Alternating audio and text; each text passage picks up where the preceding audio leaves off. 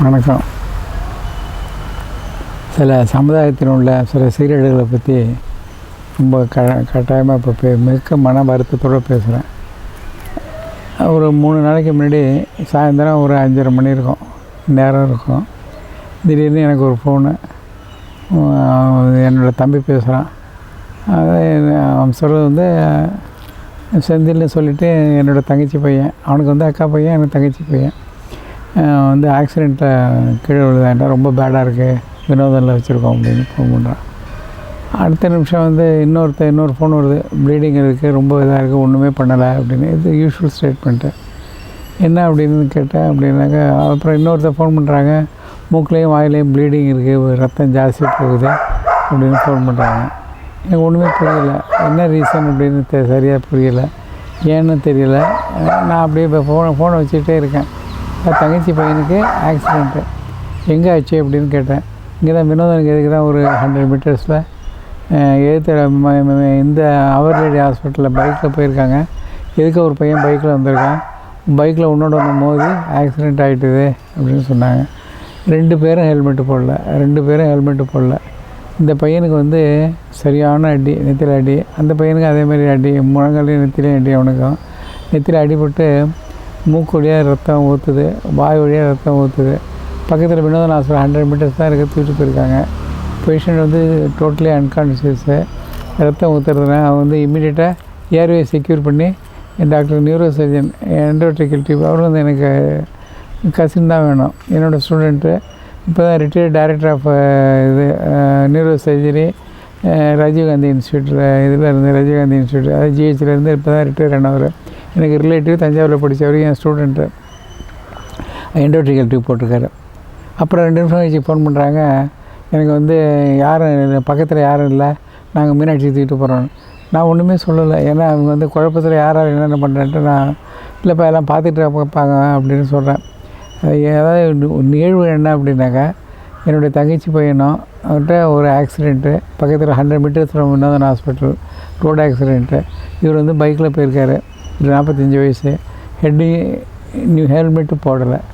இதே மாதிரி இவருக்கு எதுக்கு வந்தவன், அவனும் இதே வயசு இருக்கும், ஹெல்மெட்டு போடலை. ஹெட் அண்ட் கொலிஷன் 2 பேரையும் தூக்கி எறிஞ்சிருக்கு. 2 பேருக்கும் ஹெட் இன்ஜரி, 2 பேருக்கும் நீ இன்ஜரி. இந்த பையனுக்கு maxilla fracture, basal skull fracture, செரிபிரத்தில் கன்ஃபியூஷன் அண்ட் லேசரேஷன், ஒரு மூக்கில் ப்ளீடிங், த்ரோட்டில் ப்ளீடிங் இருந்திருக்கு.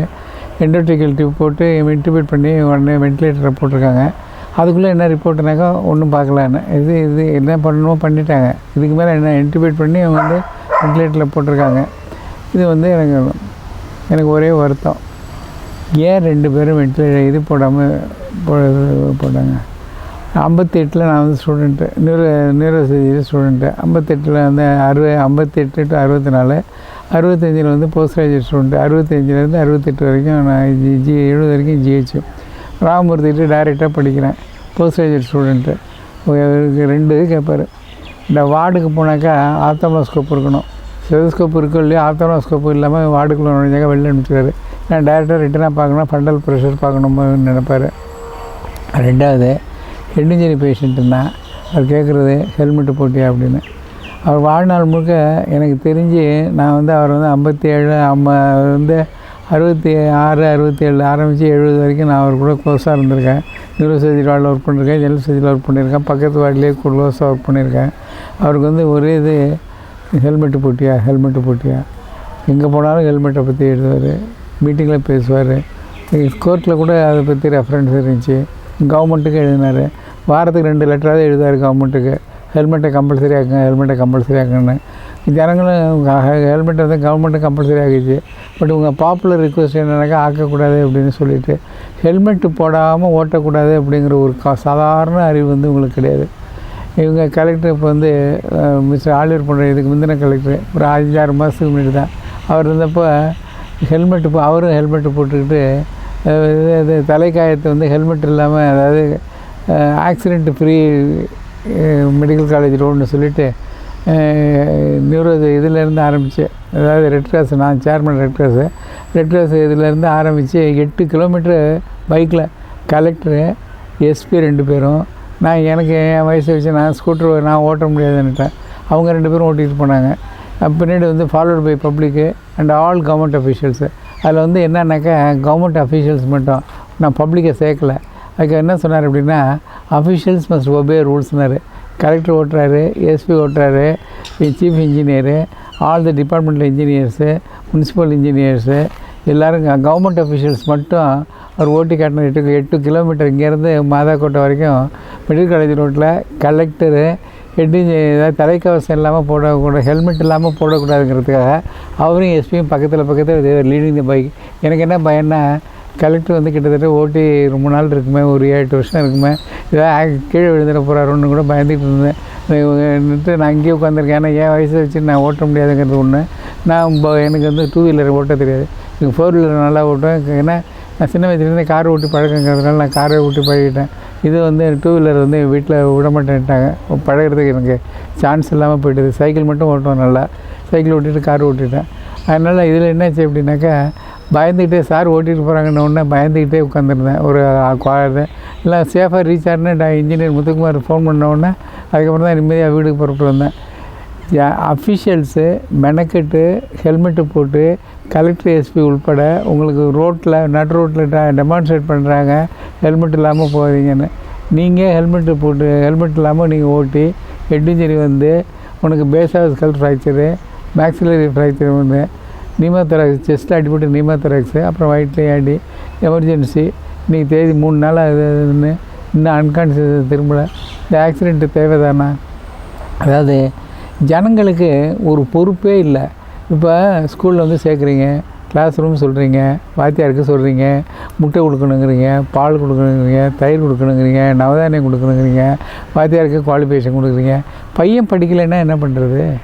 பையன் தானே முக்கியமாக படிக்கணும். சமுதாய பொறுப்பு வந்து மக்களுக்கு தானே இருக்கணும். மக்களுக்கு பொறுப்பு இல்லாமல் நீங்கள் வந்து கட்சியை குறை சொல்கிறீங்க, ஆட்சியை குறை சொல்கிறீங்க, தலைவர்களை குறை சொல்கிறீங்க, பரீட்சை கஷ்டமாக இருந்தால் பரீட்சை வேணான்னு சொல்கிறீங்க, என்ட்ரன்ஸ் எக்ஸாம் வேண்டான்னு சொல்கிறீங்க. அதாவது நம்மளுடைய எல்லைகளுக்கு வந்து அளவே இல்லை. இதில் ஆஸ்திரேலியா பக்கத்தில் ஒரு தீவு இருந்துச்சான். அந்த தீவில் பார்த்திங்கன்னாக்கா அந்த பறவைகள் வந்து ஒரு குரூப் ஆஃப் பேர்ட்ஸ் வந்து பறக்கிறதுக்கே தேவையில்லாமல் அந்த பேர்ட்ஸ் இருந்திருக்கு. ஏன்னா அங்கே வந்து எனிமீஸே இல்லைன்னு பேர்ட்ஸ் வந்து பறக்காமையே பழகிருக்கு. அதில் வந்து அதனால் இவங்க இன்வைடர்ஸ் இவங்க போனோடனே அந்த தீவுக்கு போனோடனே நித்தம் ஒரு பேர்டாக பிடிச்சி சாப்பிட்டானுங்க, ஆக்கி சாப்பிட்டு போயிட்டானுங்க. அது மாதிரி எனிமீஸ் வந்து சாப்பிட்றதுக்கு ஈஸியாக இருக்குது. நீங்கள் சமுதாயத்துக்கு எந்த சமுதாயமும் தனக்குன்னு ஒரு பொறுப்பு இருந்து அந்த சமுதாயம் வந்து கடமையை செஞ்சால் தான் உருப்படும். எல்லாத்தையும் அஃபிஷியல் செய்வான், எல்லாத்தையும் வந்து பார்த்துக்க அப்படின்னா சமுதாயத்துக்கு நிறையா பில்லர்ஸ் இருக்குது. ஒரு பக்கம் ஜுடிஷியரி இருக்குது, ஒரு பக்கம் கவர்மெண்ட் இருக்குது, ஒரு பக்கம் அஃபிஷியல்ஸ் இருக்காங்க, கவர்மெண்ட்டு அஃபிஷியல்ஸும், ஒரு பக்கம் பாலிடிக்ஸ் இருக்குது. பட் இது எல்லாமே வந்து ஜனங்களுக்கு ஹெல்ப் பண்ண, ஜனங்களுக்குன்னு ஒரு மாரல் பைண்டிங் இருக்கணும். ஹெல்மெட் போடாமல் போடக்கூடாது அப்படிங்கிற ஃபீலிங் வந்து உங்களுக்கு இருக்கணும். என் தங்கச்சி பையங்கிறத விட இப்போ இன்றைக்கி வந்து ஈஸின டிஐ லிஸ்ட்டு இன்னும் 2-3 நாள் கழிச்சு தான் ரெக்கவரி எந்த அளவுக்கு இருக்குன்னு தெரியும். அதுவும் நியூரல் ரெக்கவரி எந்த அளவுக்கு வருதுன்னு தெரியும். எழுந்து நடப்பானா இல்லை இல்லை அப்படியே பேரலிட்டிக்காக இருப்பானா அப்படிங்கிறது தெரியல, இறந்துருவானான்னு தெரியல. ஒரு சோகத்தில் நான் வந்து உங்கள்கிட்ட சொல்கிறேன். எனக்கு தெரிஞ்ச 60 வருஷமாக மெடிக்கல் ப்ரொஃபஷன் கேட்பாங்க, டாக்டருங்க கேஸுக்கு அடிச்சுக்கிறாங்கன்னு. நாங்கள் அடிச்சுக்கிறது நீங்கள் நல்லா இருக்கணும்னு நாங்கள் அடிச்சுக்கிட்டப்போ நீங்கள் எங்கே கேட்குறீங்க? ராமமூர்த்தி மாதிரி அடிச்சுக்கிட்டவங்க கிடையாது. ஹெட் இன்ஜரி வந்துடும், ஹெல்மெட்டு போடுன்னு. இப்போ அஃபிஷியல்ஸு எனக்கு தெரிஞ்ச 5 மாதத்துக்கு முன்னாடி எங்கள் கலெக்டர் ஆலிவர் பண்ணுறது வந்து இதை ஹெல்மெட்டு அவரும் எஸ்பியும் 8 கிலோமீட்டர் தூரம் மெடிக்கல் காலேஜ் ரோட்டில் ஹெல்மெட்டு போட்டுக்கிட்டு ஓட்டி காட்டினாங்க. அப்போ தான் அஃபிஷியல்ஸ், டிஸ்ட்ரிக்ட் அஃபிஷியல்ஸ் அத்தனை பேரும், ஆல் டிஸ்ட்ரிக்ட் அஃபிஷியல்ஸு வேர் ரைடிங் பிஹைண்ட் ஹிம் 8 கிலோமீட்டர் காட்டினாங்க. அப்புறம் ஒரு போர்டு நோக்கி சொன்னார், ஆக்சிடென்ட் இல்லாத மெடிக்கல் காலேஜ் ரோடு வேணும் அப்படின்னு சொல்லிட்டு. ஒரு நாளைக்கு நாங்கள் எத்தனை பேர், 4 பேர் 5 பேர் ஆக்சிடென்ட்டை சாக கொடுக்குறோம். ஒருத்தனாவது ஹெட் இன்ஜரிக்கு வந்து ஹெல்மெட்டு போடுறதில்ல. பப்ளிக் தான் உபயோக பண்ணணும், பப்ளிக் தான் செய்யணும். அப்படின்னாக்கா பப்ளிக் எனக்கு இவன் ஆக்சிடென்ட் ஆனாங்கிறத விட நாங்கள் 50 வருஷமாக பாடுபடுறோம். இப்போ எனக்கு வந்து எனக்கு 20 வயசு 28 வயசில் ஆரம்பித்து அந்த கேன்வஸிங்க நீங்கள் ரெட் கிளாஸ் சேர்மனாக இருக்கேன். நானும் வந்து சொல்லி பார்த்துட்டேன், நீங்கள் ஹெல்மெட்டு போடுற வழியாக இல்லை. நீங்கள் எப்போ தான் திருந்த போகிறீங்க அப்படிங்கிறதும் எனக்கு தெரியல. எனக்கு வருத்தங்கிறத விட, கவலைங்கிறத விட, தங்கச்சி பையங்கிறத விட கோபத்தான் போல வந்து ஏன் ஹெல்மெட்டு போடாமல் போனான் அப்படிங்கிறதான் முதல் வார்த்தை. நீங்கள் 1000 காரணம் சொல்லலாம் இந்த பக்கத்தில் அப்படின்ட்டு. ரெண்டாவது இதுமாதிரி சமுதாய அவலங்களை சமுதாயத்தை திருத்தணும் அப்படின்னா திருந்தணும் அப்படிங்கிற எண்ணம் வந்து உங்களுக்கு இருக்கணும். சமுதாயம் தான் திருந்தணும்னு நினச்சாலுடைய கடவுளே வந்தாலும் சமுதாயத்தை திருத்த முடியாது. கடவுளே அவதாரம் எடுத்து வந்தால் சமுதாயத்தை திருத்த வேண்டியிருக்கும். இதனால தான் அந்த காலத்தில் சொல்கிறாங்க, சமுதாயத்துக்குன்னு சொல்கிறாக்கா நமக்குன்னு ஒரு கேரக்டர் இருக்கணும். கெட்டதை கெடுக்கணும், கெட்டதை இருக்கக்கூடாது, கெட்ட செயல் செய்யக்கூடாது. யார் கெட்டது செஞ்சால் ஒருத்தன் ஹெல்மெட்லாம் போனால் ஏன்டா ஹெல்மெட்லாம் போகிறேன்னு நிறுத்தி பக்கத்தில் இருக்கவங்க கேட்கணும். என்னோடய உரிமம் இது ஸ்டைலில் ஒரு ஹெல்மெட்டு, கலருக்கு ஒரு ஹெல்மெட்டு, இப்போ பில்லியன் ரைடர் போடுறதில்ல. அதேமாதிரி காரில் உட்காந்தா பேக் சீட்டு போட வேண்டாம். என்னமோ தன்னோட சுதந்திரத்தை வந்து பறிக்கிறாங்கன்னு நினைக்கிறீங்க. நீங்கள் உயிர் வாழணும், நீங்கள் நல்லா இருக்கணும்னு சொல்கிறத வந்து சுதந்திரத்தை பறிக்கணும்னு நினைக்கிறீங்க. இதனால தான் வந்து சமுதாயத்துக்கு அப்படின்னு, அதாவது எப்படி கவர்மெண்ட் சர்வெண்ட்ஸுக்கு ஒரு கோட் ஆஃப் எத்திக்ஸ் இருக்கோ, பாலிட்டிஷியன்ஸுக்கு ஒரு கோட் ஆஃப் எத்திக்ஸ் இருக்கோ, அது மாதிரி ப்ரெஸ்ஸுக்கு ஒரு கோட் ஆஃப் எத்திக்ஸ் இருக்குது, ஜுடிஷியரிக்கு ஒரு கோட் ஆஃப் எத்திக்ஸ் இருக்குது. இது எல்லாமே மக்கள் நல்லா இருக்கணுங்கிறதுக்கு தான். அதனால் மற்ற மக்கள் நல்லா இல்லாமல் இருந்தால் என்ன பண்ணுறது? வாத்தியார் நல்லா இருக்கணும், கிளாஸ் ரூம் நல்லா இருக்கணும், ஸ்மார்ட் கிளாஸ் ரூம் இருக்கணும், முட்டையோடு சோறு போடணும், இப்போ மார்னிங் டிஃபனும் கொடுக்கணும், எதுவும் எக்ஸாமினேஷன் வைக்கக்கூடாது, என்ட்ரன்ஸ் எக்ஸாம் இருக்கக்கூடாது. பையன் படிக்கலைன்னா எங்கே போயிருப்பான்? நாளைக்கு உலகத்தில் எப்படி அவன் ஃபேஸ் பண்ணுவான்? ட்ரைனிங் எடுக்கலைன்னா என்ன பண்ணுவான்? நீங்கள் அந்த லெவலுக்கு போயிட்டீங்க. அதாவது நமக்கு உலகம் எதுவுமே செய்யக்கூடாதுன்னு. அன்ஃபார்ச்சுனேட்லி பாப்புலாரிட்டி அரசியல், ஓட்டு அரசியலாக இருக்கிறதுனால ஜனங்களை கண்டிக்கிற திறமை பாலிட்டிஷியன்ஸுக்கு இல்லை. அஃபிஷியல்ஸ் கண்டித்தா ஏன் கண்டிக்கிறேன்னு கேட்குறான், வாத்தியார் கண்டித்தா ஏன் கண்டிக்கிறேன்னு கேட்குறான். கண்டிக்காத வாத்தியார் எதுக்கு? சொல்லிக் கொடுக்க முடியாத வாத்தியார் எதுக்கு? நல்லதை சொல்ல முடியாத அஃபிஷியல்ஸ் எதுக்கு?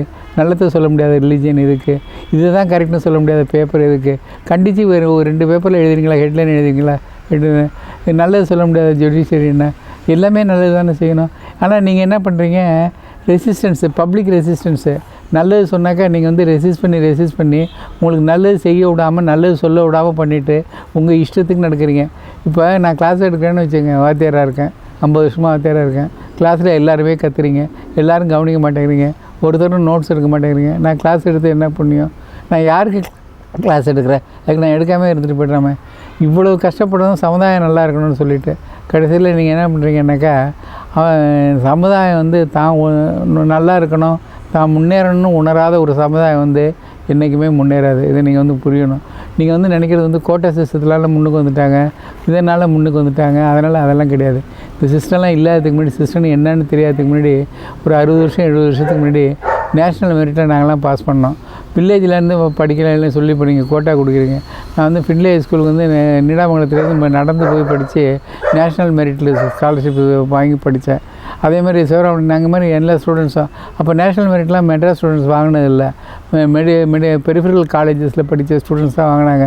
எங்கள் வாத்தியாரெலாம் உயிரை விட்டு சொல்லிக் கொடுத்தாங்க. அப்போ ஜாதி வித்தியாசம் கிடையாது. Most of the teachers are Brahmin teachers. அதையும் நீங்கள் நினச்சிக்கணும். சும்மா இப்போ வந்து வளரணுங்கிறதுக்காக 1000 சமுதாயத்தை நம்ம சொல்கிறோம். சமுதாயத்துக்கு நான் சொல்ல வேண்டியதில் ஒரே ஒரு பாடம், சமுதாயம் தான் முன்னேறணுன்னு தன்னை பற்றி ரெட்ராஸ்பெக்டிவாக நினச்சி, நல்லதை நினச்சி சட்டத்துக்கு உபயோக பண்ணாதான் சட்டத்துக்கு மரியாதை இருக்கும், ஜனங்கள் முன்னேறலாம்.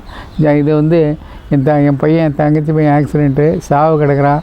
இன்றைக்கி உங்களுக்கு சொல்கிறேன், 8 மாதத்துக்கு முன்னாடி இதே ரோட்டில் எங்கள் கலெக்டர் வந்து ஹெல்மெட்டு போட்டுக்கிட்டு அவர் வந்து 10 வருஷம் கழித்து அவர் முத ரைட் பண்ணி காட்டினார். எல்லா அஃபீஷியல்ஸ், தஞ்சாவூர் டிஸ்ட்ரிக்ட் அஃபீஷியல்ஸ் அத்தனை பேரும் அழைச்சிட்டு மெடிக்கல் காலேஜ் ரோட்டில் வந்து ரைட் பண்ணி காட்டினார். அந்த பாடத்தை நீங்கள் இன்னும் எடுத்துக்கல.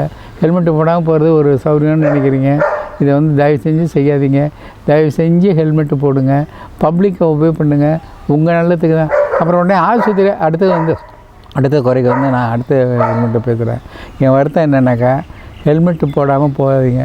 அப்போ நான் இன்னொன்று சொல்கிறேன், அப்போ இந்த கோர்ட் இருக்குது, ப்ரெஸ் இருக்குது, பப்ளிக் இருக்குது.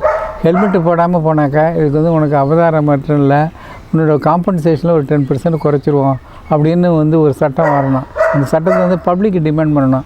லயன்ஸ் கிளப் இருக்குது, ரோட்டரி கிளப் இருக்குது, சர்வீஸ் பண்ணுறோம். நீங்கள் சட்டம் இல்லாத சர்வீஸ் பண்ணி என்ன பண்ணுறது?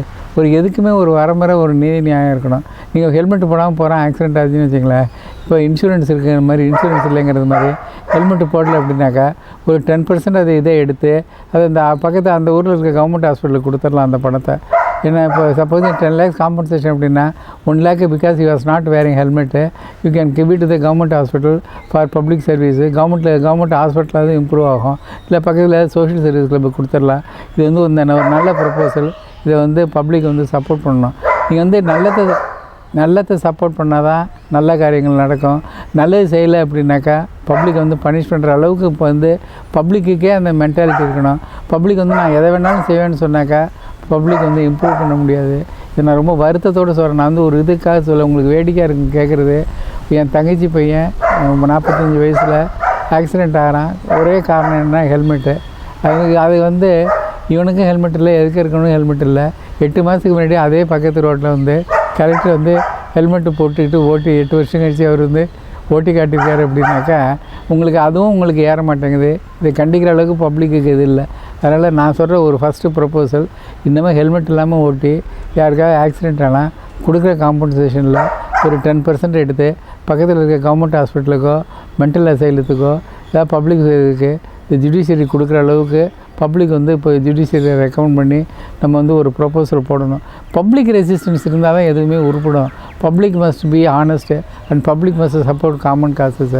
அஃபிஷியல்ஸ் பண்ணுறப்போ அவங்களால நீங்கள் அஃபிஷியல்ஸை ஹராஸ் பண்ணாங்கன்னு சொல்லுங்கள். பாலிட்டிஷியன்ஸ் பண்ணால் என்ன பண்ணுறீங்க, கடைசியில் ரொம்ப இது பண்ணி ஓட்டு பண்ணி நீங்கள் அதை ரிலாக்ஸ் பண்ணி ஓட்டுக்காக அவங்க வந்து ரிலாக்ஸ் பண்ணுறாங்க. நியாயத்தை வந்து நம்ம தான் பேசணுங்கிறது வந்து இதிலேருந்து எடுத்து சொல்கிறேன். ஹெல்மெட் வந்து தயவு செஞ்சு போட்டுங்க. இன்னமும் வந்து ஹெல்மெட்டு போடலைன்னாக்கா ஃபைன் பண்ணுறதுல ஒரு போர்ஷன் எடுத்து தயவு செஞ்சு பக்கத்தில் இருக்க ஆஸ்பத்திரிக்கு கொடுக்கணும், கவர்மெண்ட் ஹாஸ்பிட்டல் கொடுக்கணுங்கிறத வந்து ஒரு ப்ரொப்போசலாக நான் வந்து வைக்கிறேன். நீங்களும் சப்போர்ட் பண்ணுங்கள்.